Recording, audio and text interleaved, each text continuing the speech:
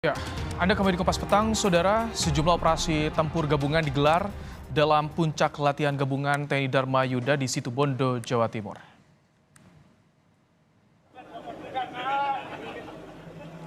Bapak Menko Polhukam, 10 unit tank amfibi PT-76 dan BMP-3F dengan segera mengamankan Puluhan tank amfibi marinir yang turun dari kapal perang melakukan gelar operasi amfibi di pantai Bandongan sebelum dimulainya serbuan darat.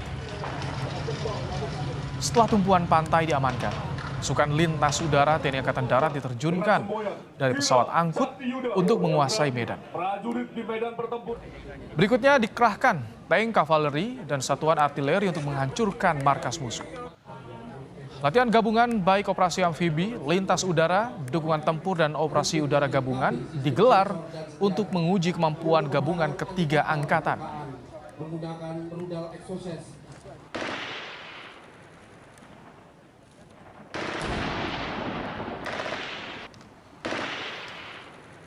Kesiapan dari berbagai personil, kemudian alutsista, kemudian pendukung lainnya yang selama ini kita tidak melaksanakan latihan TNI, kemudian kita melaksanakan uji kemampuan kita kembali sampai sejauh mana dan sebesar apa kemampuan kita saat ini. Dalam latihan gabungan TNI Dharma Yuda 2023, 4 kapal perang TNI Angkatan Laut menembakkan 4 rudal berbeda jenis ke target bekas kapal perang KRI Islam Triyadi yang sudah tidak beroperasikan. Rudal-rudal yang ditembakkan ke 4 kapal perang yakni KRI Yosudarso, KRI RE Marta Dinata, KRI John Lee, dan KRI Tombak tepat mengenai sasaran hingga menimbulkan kerusakan dan kebakaran. Setelah ditembak rudal oleh 4 kapal perang TNI AL, kapal target kemudian dihantam dengan 2 bom yang dijatuhkan oleh pesawat tempur F-16 TNI AU. Akibat bom, kapal pun meledak hebat dan langsung karam ke dalam lautan. Selain target musuh di laut, latihan gabungan digelar untuk misi penghancuran target di darat. Pesawat F-16, heli Apache, dan sejumlah tank membombardir posisi musuh yang sudah ditandai. Panglima TNI menyebut latihan gabungan digelar untuk mengukur kesiapsiagaan pasukan dalam operasi tempur gabungan. Jadi semua kita libatkan, kemudian kita cek kesiapsiagaannya. Nah inilah untuk mengukur sejauh mana kekuatan dan kemampuan TNI di dalam operasi gabungan TNI sesuai doktrin yang sudah kita miliki. Latihan gabungan TNI di Pusat Latihan Tempur Marinir Situbondo diikuti 7.000 personel dengan mengerahkan 35 kapal perang, 20 pesawat tempur, dan 15 heli, dan puluhan tank darat maupun amfibi. Tim Liputan Kompas TV. Bagaimana efektivitas dan kemampuan operasi tempur gabungan TNI yang baru saja melaksanakan latihan gabungan di Situbondo, Jawa Timur? Sudah ada mantan Kepala Staf Angkatan Laut Laksamana Purnawirawan Ade Supandi. Selamat sore, Pak Ade.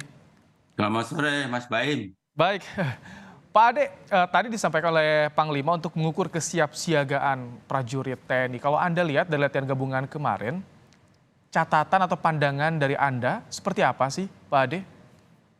Baik, terima kasih. Yang pertama saya ikut bangga Mabes TNI menyelenggarakan kegiatan latihan operasi gabungan tahun ini karena beberapa tahun lewat kan situasi COVID tidak bisa melaksanakan latihan seperti ini. Dan yang kedua dari uji yang dilaksanakan, khususnya uji senjata, Angkatan Laut sudah berhasil menembakkan 4 rudal berbagai jenis. Itu suatu prestasi menurut saya karena dari tahun sebelumnya hanya dilaksanakan satu jenis peluru kendali, dan demikian juga ada satu kerjasama taktis yang bagus menurut saya adalah target itu juga dimanfaatkan untuk menguji senjata TNI AU, demikian juga untuk operasi darat. Dan memang untuk latihan gabungan TNI yang sangat penting menurut saya adalah menguji doktrin, karena Mabes TNI adalah selaku pengguna kekuatan. Doktrin itu perlu diuji dengan melaksanakan latihan-latihan gabungan ini. Yang kedua, doktrin itu juga divalidasi dengan ancaman kekinian. Kita tidak mungkin lagi kita menggunakan doktrin-doktrin yang sudah lawas ya.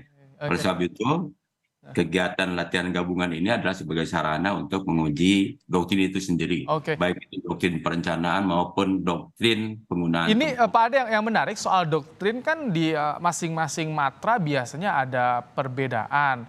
Untuk menyamakannya, objektifnya seperti apa nih Pak Ade biasanya dengan latihan gabungan seperti ini? Kita sudah punya doktrin pembinaan ya, doktrin pembinaan. Doktrin pembinaan ini yang pertama tentu saja matra dalam hal ini Kepala Staf Angkatan adalah punya kewajiban untuk menyiapkan matranya sampai suatu tingkat yang dinamakan kesiapan tempur. Artinya Kasal harus menjamin kesiapan tempur TNI Angkatan Laut dengan doktrin pembinaan Angkatan Laut, yaitu doktrin Jelas Pepa Jaya Mahai saat ini yang kita sebut. Yang kedua, Angkatan Darat, Kasat juga melaksanakan pelatihan di matranya sampai ke tingkat kesiapan optimal TNI Angkatan Darat. Demikian ya udara. Oleh sebab itu, level-level yang dicapai oleh matra itu menjadi sarana masukan bagi Mabes TNI dalam hal ini Panglima TNI sebagai pengguna kekuatan untuk melihat sejauh mana hasil yang dicapai oleh matra di dalam latihan gabungan TNI. Karena Panglima TNI harus yakin bahwa kapal yang akan kita gunakan, pesawat udara yang akan digunakan oleh Panglima TNI, kemudian pasukan darat yang digunakan oleh Panglima TNI harus betul-betul siap tempur. Karena Panglima TNI harus menjamin kesiagaan tempur TNI dalam rangka pertahanan negara di laut. Oleh sebab itu, doktrin-doktrin ini harus komprehensif. Tahun 2018 saya sudah melaksanakan revisi doktrin supaya diupdate dengan kekinian. Tentu saja itu juga merangkai ke atas untuk memperbaiki doktrin TNI. Baik, Pak Ade, ini kan ada operasi amfibi, lintas udara juga. Ini sasaran atau untuk sasarannya, objektifnya ini ancaman untuk mengantisipasi ancaman dari luar atau seperti apa? Yang saya sampaikan tadi bahwa uji-uji kesiapan matra itu akan dilihat dari kemampuan teknis, taktis, dan operasional di lapangan yang nantinya akan digunakan oleh Panglima TNI melalui kampanye militer.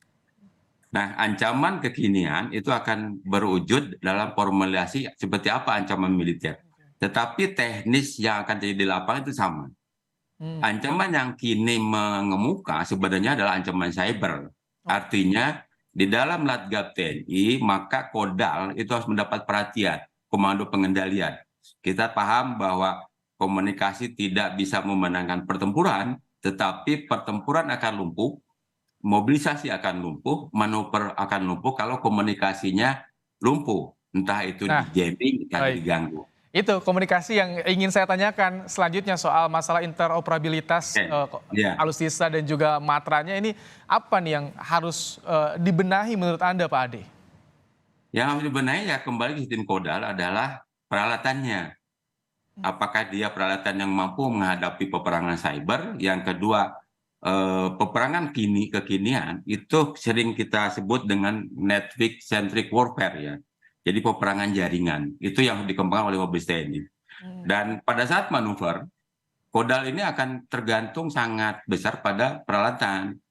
Oleh sebab itu, peralatan Mabes TNI dalam rangka Kodalnya harus betul-betul teknologi canggih. Yang kedua, secure and safety, karena jangan sampai perintah tapi nggak sampai. Oleh sebab itu, memang harusnya memang didukung dengan industri dalam negeri, karena komunikasi itu kadang-kadang kalau kita pakai teknologi luar itu rentan terhadap jamming karena mereka lebih tahu speknya kan.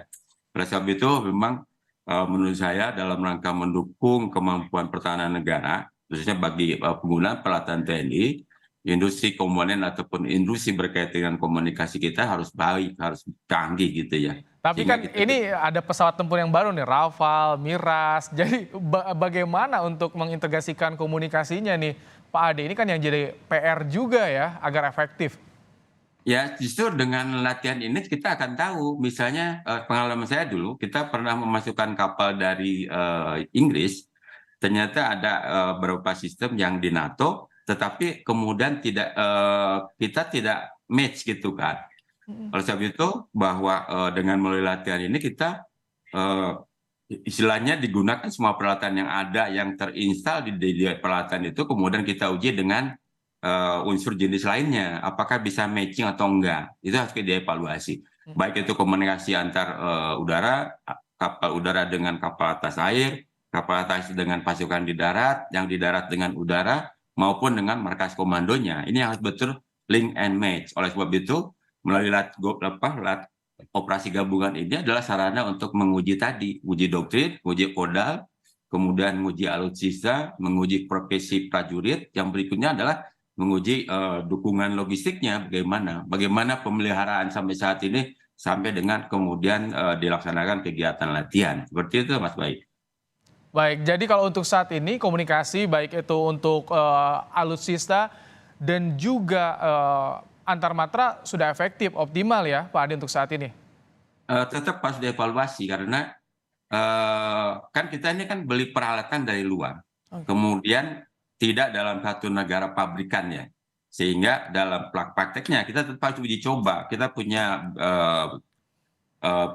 tank dari Jerman, bagaimana hubungannya dengan laut misalnya pada saat kita operasi amfibi, kemudian Rafael masuk, bagaimana Rafael dengan kapal atas air dalam hal ini kapal frigate yang dibuat oleh PT PAL, kemudian juga bagaimana koordinasi dengan kodalnya sendiri. Baik. Oleh sebab itu ini harus dievaluasi. Yang tadi disampaikan adalah harus menjamin Panglima TNI terhadap interoperability, jangan sampai miss gitu kan. Baik.